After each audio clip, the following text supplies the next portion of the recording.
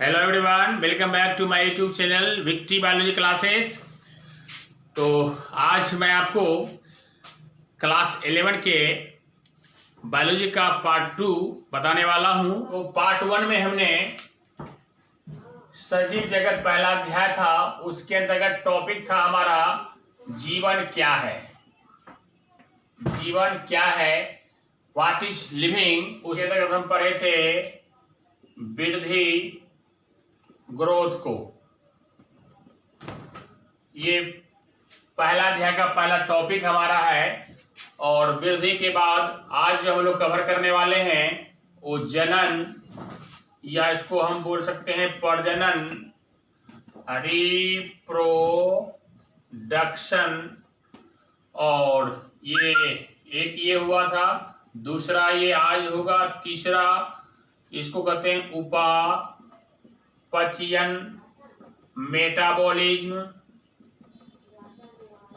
Metabolism, और last में ये होगा उद्दीपन स्टिमुली। तो ये जनन को, उपापचयन को और उद्दीपन को, ये तीनों चीज को हम कवर करेंगे आज। लिखें जनन, इसको प्रजनन भी कहते हैं। जनन या प्रजनन, इसकी अंग्रेजी हो जाएगी रिप्रोडक्शन। पहले इसकी परिभाषा देखें, डिफिनेशन क्या आएगा। तो सबसे पहले क्लास 10th में भी आप लोगों ने पढ़ा होगा, और 11 में भी पढ़ेंगे, और फिर 12 में भी पढ़ेंगे, ठीक है। तो मैं आपको अभी बता दूं परिभाषा, उम्मीद है कि अभी समझ जाएंगे, फिर क्लास है ना 12 में जब जाएंगे तो पहला अध्याय आपको इसी से, है ना, फर्स्ट यूनिट जो है, फर्स्ट यूनिट और पहला अध्याय आपको इसी से भेंट होगा। तो चलिए समझिए जनन है क्या, पहले उसको जान लीजिए। ये जनन एक ऐसा प्रक्रम है, ऐसा एक कैपेसिटी, पावर, एबिलिटी है जिसके माध्यम से, जिसकी सहायता से ही जनसंख्या या धरती पर इतने जीव जंतु इतने बृहद रूप में फैले हुए हैं। अगर ये जनन कैपेसिटी नहीं होती तो इतने सारे जो सजीव हैं ये नहीं हो पाता। और खासकर इंसानों की बात करो, 1-2 है ना, 2 से इतने बड़े संसार बन गए हैं। ये रिप्रोडक्शन का ही कमाल है। तो आप परिभाषा हम क्या कैसे करेंगे। रिप्रोडक्शन मीन्स जनन या प्रजनन बोलिए। तो जनन वह प्रक्रम है जिसकी सहायता से कोई भी जीव अपने ही जैसे नए जीवों की उत्पत्ति करता है, या नए जीव उत्पन्न करने की जो क्षमता होती है, हाँ, उसे क्या कहेंगे, जनन कहेंगे। तो एक प्रक्रिया है, प्रोसेस है, जिसमें कोई भी जीव जैसा वो खुद होता है, वो अपने ही जैसे नए जीवों की उत्पन्न करने की जो क्षमता आएगी, कैपेसिटी आएगा, उसे ही हम क्या कहेंगे, जनन कहेंगे, ठीक है। तो ये उम्मीद है परिभाषा आप समझ गए होंगे। जैसे इंसान से इंसान होता है, जानवरों से जानवर होता है। अगर कोई फ्लावर है, जैस्मीन फ्लावर है, जैस्मीन होगा, रोज है, रोज से रोज होगा, है ना। तो डिफरेंशिएशन भी होती है जनन में, और हूबहू सेम भी आता है। तो ये टाइप ऑफ जो हम रिप्रोडक्शन पढ़ेंगे उसमें हम इस बात को समझेंगे। तो अभी देखते हैं। तो जनन की परिभाषा में आपको पहले बता दिया, पहले लिख देता हूं। जनन वह प्रक्रम है जिसकी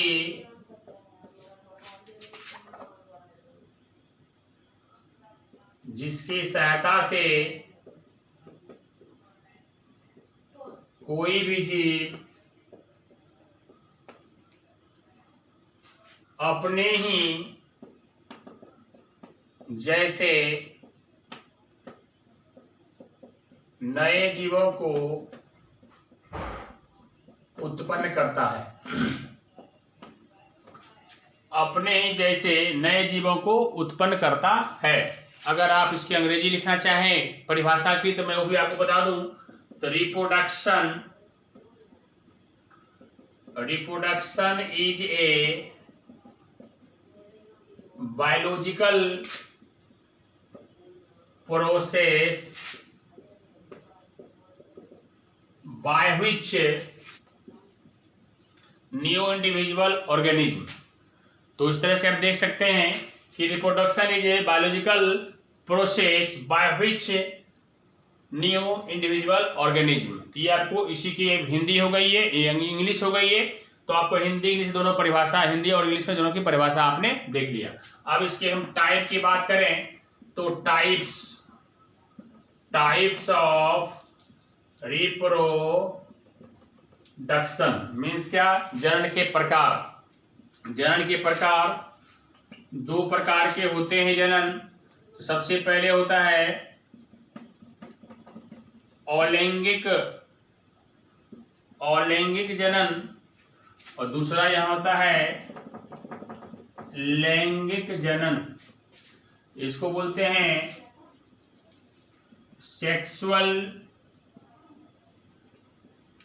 रिप्रोडक्शन और ये हुआ एक सेक्सुअल रिप्रोडक्शन।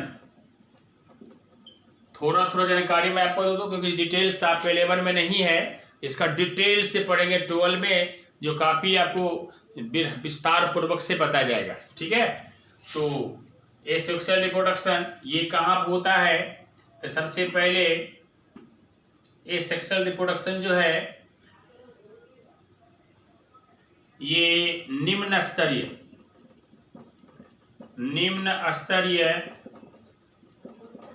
पौधों में होता है। जैसे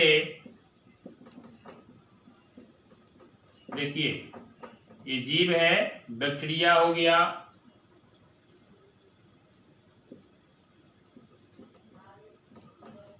निम्न स्तरीय पौधे, निम्न स्तरीय जीव कर लीजिए यहाँ पे। निम्न स्तरीय जीवों में निम्न स्तरीय जीवों में होता है जैसे बैक्टीरिया, अमीबा, अलगी,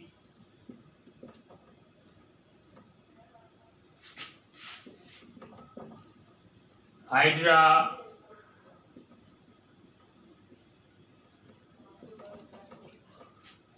पारामेशियम, ETC, ये सारे क्या होंगे एसेक्सुअल रिप्रोडक्शन। अब यहाँ पे क्या होगा लैंगिक जनन। लैंगिक जनन क्या होता है, ये उच्च स्तरीय जीवों में होता है। उच्च स्तरीय जैसे पौधों में फूल वाले पौधे हो जाएंगे, और इंसान जानवर वगैरह से जो बड़े बड़े जानवर हैं, हायर उच्च क्वालिटी के हायर प्लांट, हायर एनिमल्स जो होंगे वो है ना मल्टीपल सेल, इसको कह सकते हैं यूनिसेलुलर सेल है ये एक कोशिकीय में ज्यादातर होता है, ये बहुकोशिकीय में ज्यादा होता है, मल्टीसेलुलर में होता है। ठीक है, तो इस तरह से ये बात आपने देखा लेकर में। इसकी परिभाषा इसमें जो होती है, इसमें दो युग्मक भाग लेता है, इसमें युग्मक भाग नहीं लेता है। अब इसमें की बात करते हैं। अब यहाँ पे जो है इसकी परिभाषा अगर देखें, परिभाषा में क्या आएगा कि जिसमें दो युग्मक नर और मादा भाग लेता है, नर युग्मक और मादा युग्मक जो भाग लेगा वो लैंगिक जनन कहलाएगा। इसमें दो पेरेंट्स की आवश्यकता होती है, इसमें सिंगल पेरेंट्स होता है, इसमें एक ही बॉडी से किसी अंगों से, जैसे खासकर ये पेड़ पौधों में ज़्यादातर ये होता है। जैसे मान लो यहाँ पे कोई भी पेड़ है तो उसके पत्ती से, जड़ से, तना से, है ना, किसी भी पार्ट से नए पौधे का निर्माण हो सकता है, वो अलैंगिक जनन कहलाता है। अब इसमें क्या होगा, इसमें जनन अंगों के द्वारा, है ना, जनन अंग इसमें इंगेज होता है नर का और मादा का। जनन अंग जो है जैसे है ना एक मेल पार्ट्स और फीमेल पार्ट्स, इसमें दो युग्मक, मेल से मेल युग्मक बनेगा, फीमेल से फीमेल गेमेट बनेगा, गेमेट में युग्मक होता है और दोनों का फिर क्रॉस होगा तो फिर नए बच्चे का जन्म होता है। ठीक है, तो इसकी परिभाषा आप समझ गए होंगे, जिसमें नर और मादा का मिलन हो उसे लैंगिक जनन कहते हैं। इसमें है ना, एक ही प्राणी, एक ही पेरेंट्स होता है ना, उसके अपने आप बॉडी में ही ये फॉर्मेशन करता है अपने आप, है ना, जन्म प्रक्रिया करता है। कई इसकी विधियां, 5-6 इसकी विधियां हैं। कभी फ्यूजन करता है, कभी फ्रेगमेंटेशन करता है, रीजनरेशन करता है, ठीक है, और वेजिटेटिव रिप्रोडक्शन भी करता है। कई तरह के इसके टाइप्स हैं जो डिटेल से हम लोग 12 में पढ़ेंगे। और इसमें जो है बस एक ही है कि लैंगिक जनन है, इसके कोई टाइप नहीं है बस ये, लेकिन बहुत ही बृहद पैमाने पे ये होता है, ठीक है। तो इसका डिटेल्स देखेंगे। नर और मादा है, तो नर भाग में पूरा नर के पार्ट्स को पढ़ते हैं, उसके फीमेल में फिर फीमेल के सारे पार्ट्स को पढ़ते हैं। लेकिन यहाँ पे मैं डिटेल से नहीं बताऊंगा, क्योंकि ये जब ये टॉपिक आपका आएगा, जब 12 में आएगा तो बताऊंगा। तो चलिए यहाँ पे और इसके हम अंतर दोनों में देख लें। परिभाषा आप समझ गए होंगे, और अंतर बता दूं, इससे उत्पन्न होने वाले संतान दीर्घायु होते हैं, है ना। और इसमें इससे लेने वाले संतान दीर्घायु नहीं होते हैं, अल्पायु होते हैं। इससे उत्पन्न होने वाले संतान या जीव कह सकते हो अल्पायु होते हैं। एक तरह से लैंगिक जनन और लैंगिक जनन में अंतर में मैं आपको बता दिया, दोनों की क्वालिटी भी हो गई, ठीक है। अब आपको ये आपने देखा कि लैंगिक और अलैंगिक, तो जनन अब दोनों विधि जनन का ही है, कुछ ये करता है कुछ ये करता है। तो ये उच्च स्तरीय पौधा जो करेगा वो लैंगिक जनन करता है, पौधा और जानवर, और इसमें निम्न स्तरीय में अलैंगिक जनन होता है। किसमें? तो bacteria, amoeba, algae, hydra, paramecium, Euglena, जितने सारे हैं ये सब अलैंगिक जनन करेगा। इसमें तो मानव हुआ, इंसान हो गया, जानवर हो गया, बड़े बड़े है ना, इसमें लैंगिक जनन के अंतर्गत ये आएगा। अब मैं बात करूं इसके बाद जो टॉपिक हमारा है वो टॉपिक है ना, इसी समय एक बातें और होगी। परिभाषा, जीवन क्या है, जीवन क्या है जो जनन करता है, चाहे लैंगिक करे या अलैंगिक करे। अब बात आती है इसी का एक टॉपिक, इसको स्क्रीनशॉट लीजिए, फिर मैं आपको बताता हूँ इसके आगे। अब जनन में ही कुछ एक स्पेशल बातें मैं आपको बता दूं, इसको ध्यान से देखना। आपने म्यूल, जिसको खच्चर बोलते हैं, खच्चर का आप नाम सुने होंगे, म्यूल। अब इसके बारे में देखिए, इसमें चर्चाएं हैं इसी पार्ट में। तो म्यूल, एक म्यूल है, दूसरा है वर्कर बीज, सिपाही मधुमक्खी, है ना। वर्कर बीज, सिपाही, है ना, सिपाही जो मधुमक्खी होती है, ये दोनों के बारे में आपको एक इसी है ना जनन की ही चर्चा है, थोड़ी सी ऐसे बताइएगा। देखिए सबसे पहले म्यूल जो होता है ना, खच्चर का आपने नाम सुना होगा। हमारे समाज में गाली गलौज भी देता है, हाल मैंने थोड़ी भरोली रूप में, कोई ज्यादा इसको बड़ा गाली नहीं समझ आता है। खच्चर कहेगा, ये कहेगा, वो कहेगा। लेकिन यहाँ पे देखिए, समझिए, आप खच्चर का मीनिंग समझ जाएंगे। हो सकता गाली देना नहीं चाहेंगे और ना सुनना चाहेंगे कोई हमें खच्चर बोले। देखिए क्या है, तो सबसे पहले आपने खच्चर गधा को देखा, ये गधा का ये जो गधा के रूप नहीं है, एक अलग ही होता है ये खच्चर, ठीक है। गधा जैसा दिखता है, तो देखिए कैसे होता है। तो म्यूल जो होता है ना, किससे मिलके बना है, कैसे होता है। तो सबसे पहले ये जो है फीमेल हॉर्स, और इधर क्या होगा, मेल डोंकी मीन्स जो गधा है, ऐसे बोल सकते हैं इसको। ये दोनों जब मेल डोंकी का संपर्क अगर फीमेल हॉर्स से होता है, मीन्स घोड़ी का संपर्क अगर गधा से है ना, इस डोंकी गधा से होगा, उस स्थिति में म्यूल पैदा होता है, ठीक है। तो म्यूल क्या है, एक हाइब्रिड है ना, हाइब्रिड है, ठीक है। जिसे क्या कहते हैं हम, इसे कहते हैं मेल, या ऐसे कहिए एस्टेराइल मेल, माने बांझ नर। ये क्यों कहेंगे इसको, क्योंकि ये जो म्यूल जो होता है अपने जनरेशन को, अपने जैसे फिर संख्या को नहीं बढ़ा सकता है ना। ये रिप्रोडक्शन जो है ये आगे करके है ना, ये अपने ऐसे फिर अपना खानदान, अपना जनरेशन को ये नहीं चला सकता है। बस ये जब भी इसका निर्माण होता है, बस ये दोनों के मिलने से ही इसका निर्माण होता है। फिर इसके पास जो है कैपेसिटी नहीं होती है कि अपने जैसे बच्चों को जन्म दे, इसीलिए इसकी संख्या हमारे जो आसपास देखने को नहीं मिलती है। इसकी संख्या गधा की मिलेगी, है ना, घोड़ा घोड़े का मिलेगा, लेकिन ये खच्चर का नहीं मिलेगा। एक तरह से कह सकते हो। अब गाली कैसे हुआ कि भाई इसका जो पार्टनर है ना, इसका वो है नहीं, है ना, सिर्फ मेल होता है ना, मेल होता है और ये संपर्क है किसी से यहाँ पर नहीं, एक तरह से जन्म करेगा भी तो फिर कैपेसिटी इसके पास नहीं है कि अपने बच्चों को, अपने जैसे खानदान को आगे बढ़ाए।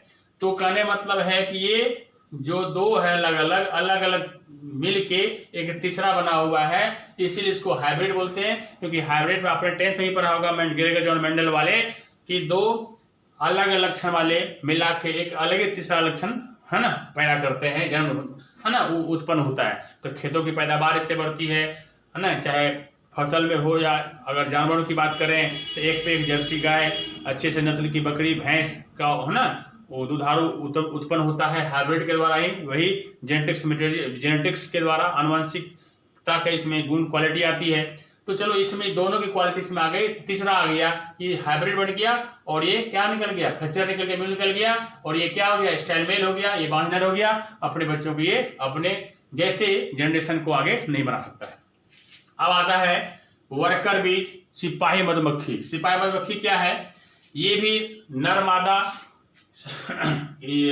राजा रानी होती है ना। अब किसी से संपर्क करके फिर अगर ये जो फीमेल ये क्या होती है, ये जो वर्कर होती है ये क्या होती है,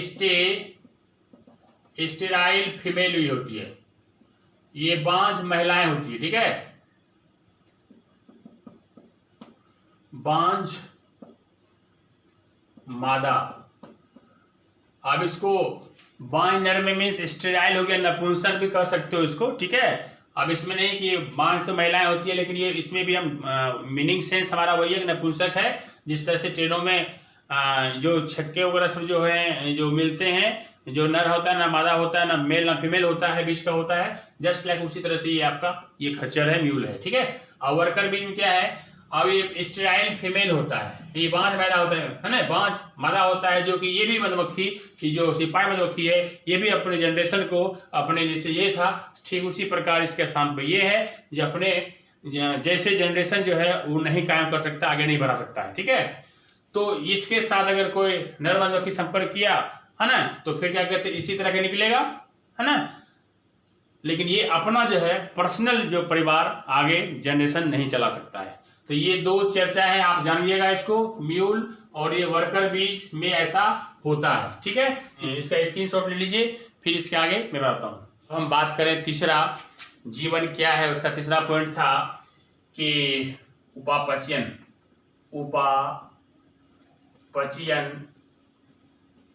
मेटाबॉलिज्म। अब देखिए इसकी पहले परिभाषा समझिए। जी की परिभाषा होती है जीवों में होने वाले रासायनिक अभिक्रियाओं को उपापचयन करते हैं। यह एक कोशिकीय और बहुकोशिकीय जीवों में स्वतः चलते रहती है। यह एक कोशिकीय और बहुकोशिकीय माने दोनों प्रकार के जीव, एक कोशिकीय जीव हो, मल्टीसेलर हो या यूनिसेलर हो, दोनों प्रकार के जीवों में यह स्वतः क्रिया चलते रहती है। मेटाबॉलिज्म मीन्स उपापचयन, जो कि खाने पचाने की जो सिस्टम अंदरूनी प्रक्रिया, रासायनिक प्रक्रिया हमारे बॉडी में जो होता है उस क्रिया को हम बोलते हैं मेटाबॉलिज्म।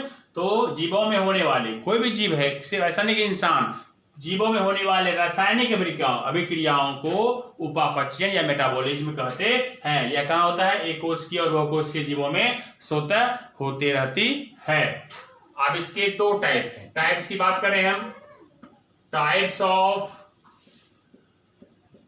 मेटाबॉलिज्म, ये दो प्रकार के होते हैं। एक होता है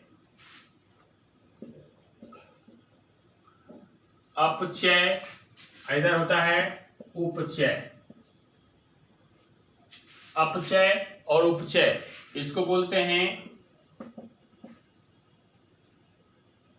कैटाबॉलिज्म, ये हुआ एनाबॉलिज्म। अब ये क्या है इसको समझिए। कोई भोजन यहाँ पे बड़ा सा टुकड़ा है, बड़ा सा है ना, कोई भोजन है, ये जो है अब यहाँ पे जब दो टुकड़ों में ये बढ़ जाता है ना, टुकड़ों में ये बढ़ता है। ये भोजन है, जब इसमें टुकड़ों में बढ़ता है इस तरह से, ये हुआ अपचय, है ना, छोटे टुकड़ों में। अब यहाँ पे जो है उपचय क्या होता है ना, छोटे छोटे कण जो पार्टिकल्स होते हैं ये मिलके फिर जो है ये फिर बड़ा सा बना देते हैं। ये क्रिया कहलाती है उपचय, माना एनाबॉलिज्म। तो एनाबॉलिज्म जो है ना, तो आप अपचय और उपचय को आप समझ गए होंगे, है ना।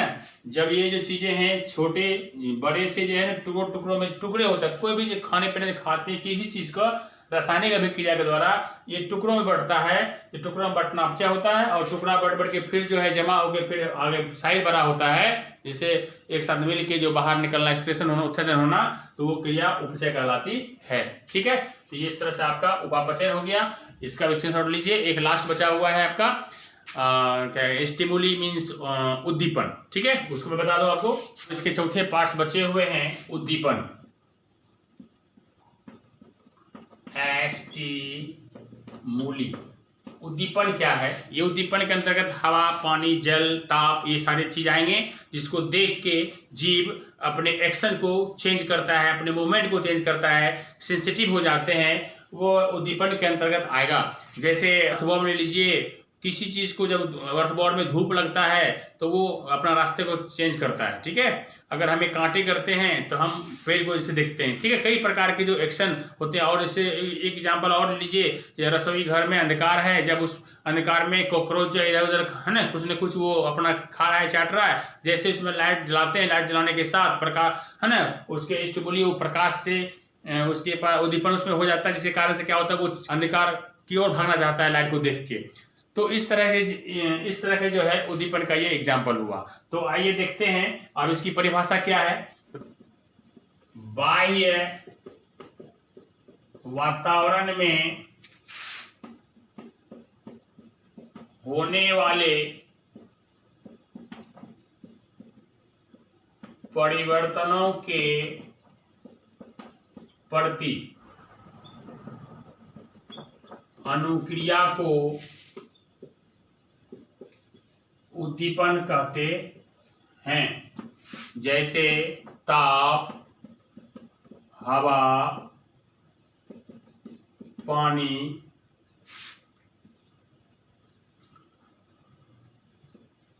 प्रकाश आदि, ये सब के प्रति है ना चेंजिंग होता है।